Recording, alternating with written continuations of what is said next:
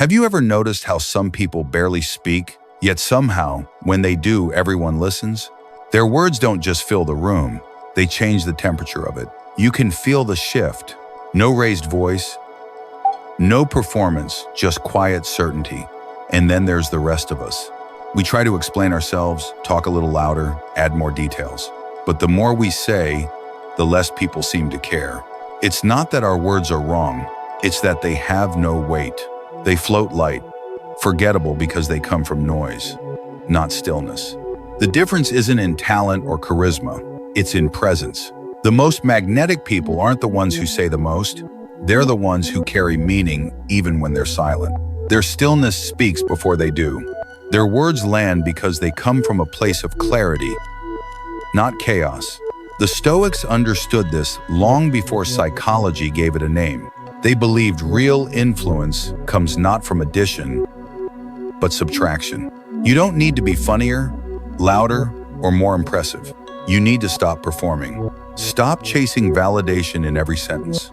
Stop talking just to avoid the discomfort of silence.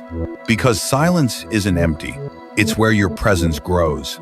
Marcus Aurelius once said, "Waste no more time arguing what a good man should be. Be one." In other words, stop explaining who you are. Live it. Be the kind of person whose actions, tone, and calm confidence say more than any speech ever could. And that's where we begin. Because the truth is, people don't really remember what you say. They remember how you made them feel. The calm you brought into a moment. The peace in your voice when the world was loud. That's the essence of real communication. Not performance, but presence. So in this video, we'll explore 6 timeless Stoic principles of communication. Simple phrases and disciplines that make people lean in when you speak. Not because you're trying to impress them, but because they can feel your attention, your stillness, your truth. If you've ever felt like your words disappear, like you're speaking, but not truly being heard, this message is for you. Because the power to influence doesn't begin when you speak. It begins the moment you decide to be fully present. Take a deep breath. Let go of the need to perform. And let's rediscover the quiet strength that makes words matter. Waste no more time arguing what a good man should be. Be one. You don't have to announce who you are.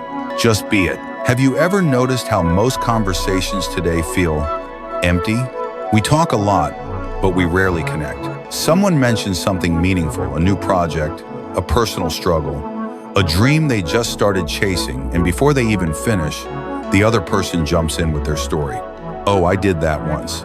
You should try this instead. That reminds me of when I..." And just like that, the moment is gone. The door they tried to open quietly, you walk through it talking about your own house. But what if you stopped doing that? What if instead of trying to respond, you simply said, "Tell me more about that," then paused, then really listened? Those 4 words might be the most powerful in human connection. Because they do something rare, they shift the spotlight away from you and place it gently on the other person. They tell someone, "I see you. I care about what you're saying. I'm not here to impress you, I'm here to understand you." Real listening is almost extinct. We live in a world addicted to response, where silence makes people panic and attention spans are thinner than air.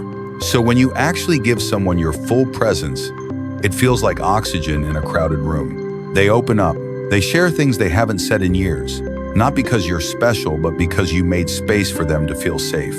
Epictetus once said, "We have 2 ears and 1 mouth, so that we can listen twice as much as we speak."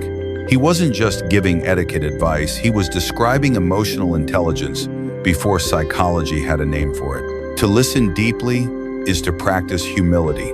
It means accepting that, for this moment, someone else's experience matters more than your desire to speak.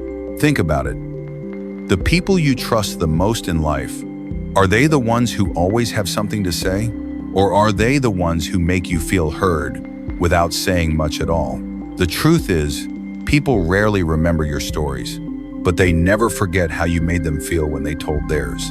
When you say, "Tell me more about that," and mean it not as a trick, but as genuine curiosity, you become magnetic.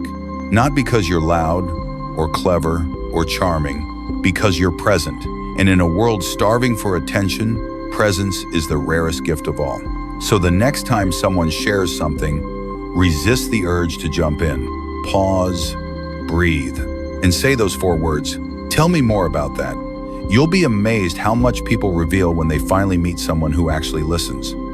Epictetus said, "We have 2 ears and 1 mouth, so that we can listen twice as much as we speak." Stoic maxim. Attention is the purest form of respect. 3 simple words, yet for most people, they feel impossible to say. I don't know. It's strange, isn't it? We live in a world that celebrates confidence, quick answers, and endless opinions. And so we learn early on that not knowing is shameful, that ignorance means weakness. But the truth is, pretending to know when you don't, that's the real weakness. Their recess self unmember. Think about the last time someone asked you something you weren't sure about. Did you pause? Or did you scramble to sound smart? Maybe you said something vague. Well, it depends, hoping no one would notice you were guessing. But people always notice. They can sense when your words are hollow, when your confidence is a mask. And in that moment, your credibility starts to crumble, not because you didn't know, but because you tried to hide it. Now imagine another person. Same question. They take a breath, look you in the eye, and simply say, I don't know. No apology, no excuses, just calm honesty. Immediately, something shifts. You trust them more. Because if they're honest about what they don't know, then when they do speak with certainty, you know it's real. That's the quiet power of humility. It doesn't lower you, it grounds you. It says, I don't need to know everything to have worth. Instegs and wanted. And that kind of authenticity is magnetic. Socrates understood this centuries ago. He said, I know that I know nothing. It wasn't false modesty, it was wisdom, the recognition that the path to truth begins where arrogance ends. Insecure people can't admit they're uncertain. Confident people can, because their value isn't built on being right, it's built on being real. When you start practicing these 3 words, something remarkable happens. Your conversations become lighter. People relax around you. They stop bracing for your ego to show up. They feel safe because you've shown them you don't need to win every moment. And here's the paradox. The more willing you are to say, I don't know, the faster you actually learn. Because your ego isn't blocking curiosity anymore. You open space for discovery, for truth, for genuine dialogue. So next time you don't have the answer, don't reach for a clever half-truth to protect your image. Just say it. I don't know. Then, if you're genuinely curious, follow it with, but I'd love to figure it out together. That's not weakness. That's strength. The kind that builds trust, wisdom, and peace of mind. Because in a world full of people desperate to sound certain, the one who can calmly say, I don't know, is the one who's truly free. I know that I know nothing. It's not humility. It's freedom from ego, from pretending. Stoic maxim. What's real needs no disguise. Most people don't listen to understand. They listen to fix. Someone starts talking about a hard day, a breakup, a job that's burning them out. And before they even finish, we rush in with advice. Have you tried this? You just need to stay positive. It's not that bad. You'll be fine. We mean well, but we don't realize what we're doing. We're not helping. We're dismissing. When you jump in with a quick solution, you're saying without realizing it, this shouldn't be that hard. You're overreacting. And now, instead of feeling lighter, the other person feels smaller because their pain wasn't met with compassion. It was met with correction. But what if you did something different? What if instead of fixing, you just acknowledged? What if you looked them in the eye and simply said, that sounds difficult. 3 words, no advice, no judgment, no need to fill the silence, just quiet understanding. You'd be amazed what happens next. Their shoulders drop, their voice softens. They finally exhale because someone actually heard them. Not to respond, not to analyze, just to be there. Most people don't share their struggles because they want a solution. They share because they're tired of carrying something heavy alone. And when you give them space to speak freely, without rushing to make it better, they often find their own answers in the process. Marcus Aurelius once wrote, "Be tolerant with others and strict with yourself." But most people do the opposite. They're hard on everyone else. Just do this. It's simple. And soft on themselves. It's okay. I'll get to it later. Real strength isn't about fixing others. It's about having the patience to sit with discomfort, yours and theirs. To let someone feel what they feel without trying to drag them out of it before they're ready. When you say, "That sounds difficult," you're not agreeing or disagreeing. You're giving permission. Permission to feel, to struggle, to be human. That's all most people really want. And here's what's beautiful. When you stop trying to rescue everyone, they stop feeling like they need to perform strength around you. They start being honest. They trust you with the truth of who they are, because you've proven you won't judge it. So the next time someone tells you something heavy, don't rush to fix it. Don't rush to make it neat.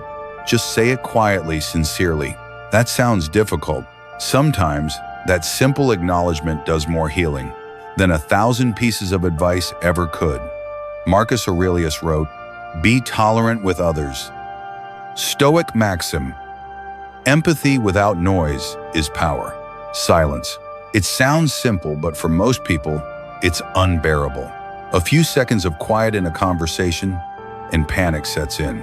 You can almost feel it, that awkward urge to say something, anything, just to fill the space. We start talking about the weather, random news, meaningless noise, as if quiet itself were a threat we have to fight off. But here's the truth. When you fear silence, you drain your words of power. Because the more you talk to avoid discomfort, the more you teach others that your voice carries no weight. Real presence begins where noise ends. The Stoics understood this long before psychology gave it language. They knew that silence isn't the absence of sound. It's the presence of strength. Watch someone who's comfortable with quiet. They don't rush to answer. They pause. They think. When they finally speak, every word lands heavier, because the silence before it made everyone lean in. That's the paradox of influence. People who speak less are often heard more. Why? Because silence creates tension, a kind of gravity that pulls attention toward you. It signals that what you're about to say actually matters. Seneca once wrote, "Silence is a lesson learned through the many sufferings of life." He understood that people who've been through pain don't waste words. They've learned that quiet is not empty, it's full of thought, full of control, full of presence. When you can sit in silence without needing to fill it, you project calm in a world addicted to noise. And people feel it. They feel your steadiness. They relax around you because your peace gives them permission to drop their own masks. But this kind of silence isn't cold or distant. It's alive. It listens. It allows truth to surface in the space between words. In those quiet moments, people often reveal who they really are. Not the version they perform, but the one they hide when everyone else is talking. So the next time you're in a conversation, don't rush to fill the gaps. Let them breathe. Let the moment unfold on its own. When you finally speak, let it come from clarity, not compulsion. Because silence, real, grounded silence, isn't awkward. It's magnetic. It makes your words rare, and what is rare is always valuable. In a world full of noise, be the one who carries peace in your pauses. Because sometimes, the quietest person in the room is the one everyone listens to the most. Silence is a lesson learned through the many sufferings of life. Quiet isn't a void, it's a mirror. It reflects what's real. Stoic maxim. Those who master silence command every room. We live in a world obsessed with performance. People are measured by what they produce, how fast they deliver, how much they achieve. At work, you're valued for results. At home, for what you provide. And somewhere in between deadlines and responsibilities, we forget what every human being quietly longs for. To be seen not for what they do, but for who they are. That's why the words, "I appreciate you," carry a different kind of power. Not Thank you, not I appreciate what you did, but I appreciate you. It's simple, but it changes everything. When you say thank you, you're acknowledging a transaction, something someone did for you. But when you say, I appreciate you, you're recognizing the person behind the action, their character, their consistency. Think about it. Your coworker stays late to help you finish a project. You could say, thanks for staying. It's polite, but if you look them in the eye and say, I appreciate you, you always show up when it matters. Suddenly, you're not just acknowledging effort, you're honoring identity. You're saying, I see the kind of person you are, and that is rare, because most people go through life unseen. They do what they're supposed to do, but no one ever pauses to recognize their quiet reliability, their integrity, their goodness. They're used to being appreciated for their utility, not their humanity. Marcus Aurelius once wrote, when you arise in the morning, think of what a privilege it is to be alive, to breathe, to think, to enjoy. That awareness, that sense of gratitude for existence itself, is the foundation of true appreciation. When you live with that mindset, you start to see people differently. You stop taking them for granted. You begin to notice the small acts that reveal who they really are. But here's the secret. I appreciate you only works when you mean it. Use it too often, too casually, and it becomes another empty phrase. Save it for the moments that matter, for the friend who always shows up, for the partner who supports you quietly, for the colleague who doesn't just do the job, but does it with integrity. When you use those words with sincerity, something shifts in the relationship. People become loyal not out of obligation, but out of genuine connection. Because deep down, every person is searching for one thing, to be seen, to be valued not for what they can give, but for who they are. So the next time someone helps you, pause before you say, thanks. Instead, look at them and say, I appreciate you. Say it slowly. Mean it completely. Because in a world that measures worth by output, your genuine appreciation might be the only reminder that who they are still matters. Stoic maxim. See people, not performances. It's one of the shortest words in the English language, and one of the hardest to say. No, we avoid it like it's dangerous. We say yes when we mean no.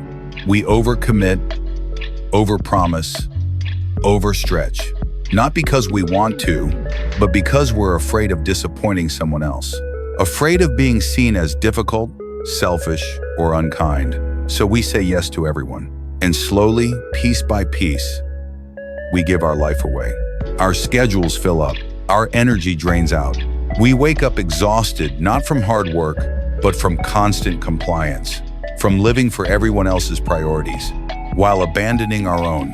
The Stoics warned about this centuries ago. Epictetus said, first learn the meaning of what you say, then speak. Every yes you give carries a cost. Your time, your focus, your peace. If you say it without meaning it, you're not being kind. You're being dishonest. Because every false yes is really a quiet no to yourself. No to your rest. No to your purpose. No to the space you need to grow. But here's the paradox. When you finally learn to say no with clarity, your yes starts to mean something again. People begin to respect your time because they know you respect it first. They stop assuming you're always available. They stop pushing your boundaries because you've made them visible. And yes, some people won't like it. They'll be uncomfortable when you stop being the person who always says, sure, but that's okay. Because the right people, the ones who value you, not your compliance, will stay. And the rest? They were only around because your silence served them. Learning to say no isn't about rejection. It's about alignment. It's choosing where your time, energy, and heart truly belong. It's understanding that your presence is a gift, and gifts are valuable because they're limited. Think about it. If you say yes to everything, then your yes means nothing. But when you reserve it, when you give it with intention, it becomes powerful. When you do say yes, people will know it's genuine, that you're there because you choose to be, not because you're too afraid to refuse. So the next time someone asks for more of you than you can give, pause, breathe. Remember this truth. Protecting your time isn't selfish. It's responsible. Because every no you say to what doesn't matter is really a yes to what does. And that's how you reclaim your life. Not by saying yes to everyone, but by learning the quiet strength of a well-placed no. Stoic maxim. A clear no is the root of every true yes. Most people think strength means never backing down. They think being confident means always having the last word, proving a point, winning the argument. But the truth is, real strength isn't found in victory, it's found in restraint. Next time you're in a heated discussion, try saying this. You might be right. Just those 4 words. No sarcasm, no defense, no hidden edge. Mean them and watch what happens. You'll feel something shift first in you, then in them. Because what you're doing is rare. You're letting go of your need to win. You're choosing peace over pride. It's not weakness, it's wisdom. The kind that only comes from someone who no longer needs the world to validate their opinion. Someone who understands that truth doesn't need to shout to be true. The Stoics practice this kind of calm detachment daily. Epictetus once said, "When someone provokes you, know that it is your judgment, not the person that disturbs you." And asses and makes it. In other words, the real battle is never with them. It's with your ego. When you say, you're not surrendering your beliefs. You're simply choosing not to turn your peace into a battlefield. You're saying, I value understanding more than dominance. And paradoxically, that's when people start respecting you even more, because they see something they can't control: composure. You can't argue with someone who isn't fighting back. You can't manipulate someone who refuses to react. That's the kind of quiet power the Stoics embodied, an unshakable inner stillness. And here's the funny part. The moment you stop trying to prove you're right, people actually start listening to you. Your calm becomes contagious. Your words start carrying more weight because they come from a place of peace, not pride. So the next time someone challenges your view, resist the urge to defend. Pause, smile, and simply say, you might be right. Then walk away knowing you just won something far greater: your self-control. Remember this: ego argues, wisdom listens, and peace doesn't need to be loud to be powerful. Stoic maxim: ego argues, wisdom observes. 2 words that sound so simple, yet they can heal more than 100 apologies ever could. I understand. In a world where everyone wants to talk, a few remember how to truly understand. When someone shares their pain, most people rush to relate. I know exactly how you feel. But the truth is, no, you don't. Because every person carries a story. You can never fully step inside. Understanding isn't about matching experiences. It's about making space. It's about saying, I may not know your exact pain, but I care enough to stand beside it. That's what I understand really means. I see you. I hear you. And I'm not trying to fix you. We forget how powerful that is. We live in a culture that treats empathy like weakness, as if feeling deeply means you'll fall apart. But Stoic strength isn't coldness. It's compassion without chaos. It's being calm enough to hold someone's pain without drowning in it. Marcus Aurelius wrote, when you wake each day, remember, you will meet people who are selfish, ungrateful, arrogant, deceitful. And yet, he followed that with patience. He understood that empathy is not approval. It's understanding why people are the way they are without letting it poison your peace. When you say, I understand, you give others permission to be human, to not have it all together, to not pretend. You become the person people can open up to, without fear of being judged or dismissed. That's not weakness, that's rare strength. Because here's what most don't realize. People don't need your answers. They need your presence. They need to know they're not alone in what they feel. And sometimes, 2 quiet words are enough to build that bridge between hearts. I understand doesn't mean you agree. It doesn't mean you're surrendering your boundaries.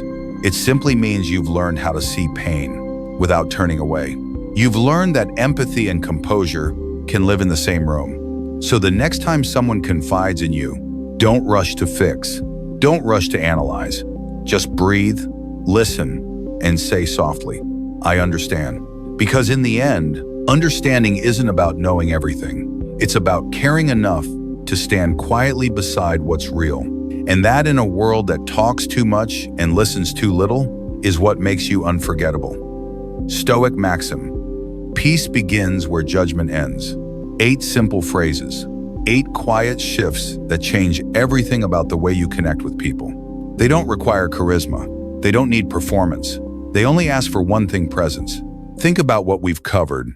Tell me more about that curiosity. I don't know. Honesty. That sounds difficult. Silence, discipline. I appreciate you, recognition. No boundaries. You might be right. Humility. I understand, empathy. Each one is simple on its own, but together they form something rare. A way of communicating that reflects strength, peace, and self-awareness. Not manipulation. Not performance. Character. The Stoics taught that words are not meant to impress, they're meant to reveal. Reveal who you are when no one's watching. Reveal how still your mind can be when the world is loud. Reveal that your calm is not emptiness, it's mastery. And that's what these 8 principles are really about. They're not communication tricks. They're evidence. Evidence that you've done the inner work, that you no longer need to control every conversation or prove your worth in every exchange. Because real influence doesn't begin when you open your mouth.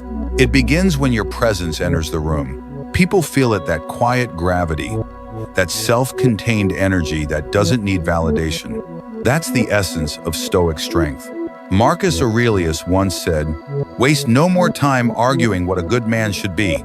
Be one." And maybe that's the hidden truth behind all of this. Stop trying to sound wise. Stop trying to look strong. Just be the kind of person whose stillness says it all. When you listen more than you speak, people trust you. When you admit what you don't know, they respect you. When you acknowledge their struggle without fixing it, they open up to you. When you protect your time, they value it. When you see them as human, and when you understand without judging, they feel safe with you. That's how presence works. It doesn't demand attention. It doesn't shout. It resonates. And in a world addicted to noise, the calmest voice is always the most powerful. So as you move through life, through conversations, through relationships, through moments that test your patience, remember this: you don't need to dominate the room. You just need to own your peace within it. Because the most magnetic person in any space isn't the one who talks the most, or wins the argument, or performs the loudest. It's the one who's quietly unshakable, who doesn't need attention to have it. Stop performing, be present, because when you stop trying to be impressive, you become unforgettable. If this message spoke to you, if it reminded you of the quiet power you already carry, take a moment to breathe. Remember, you don't need louder words. You just need deeper presence. The world doesn't change when you talk more. It changes when you live differently. So take these Stoic lessons with you. Speak less, mean more, listen deeper, and watch how peace begins to follow you everywhere you go. If this video helped you see yourself a little clearer, subscribe, share it with someone who needs this calm, and join a community that believes in strength through stillness. Because true power has always been quiet, and now, so are you.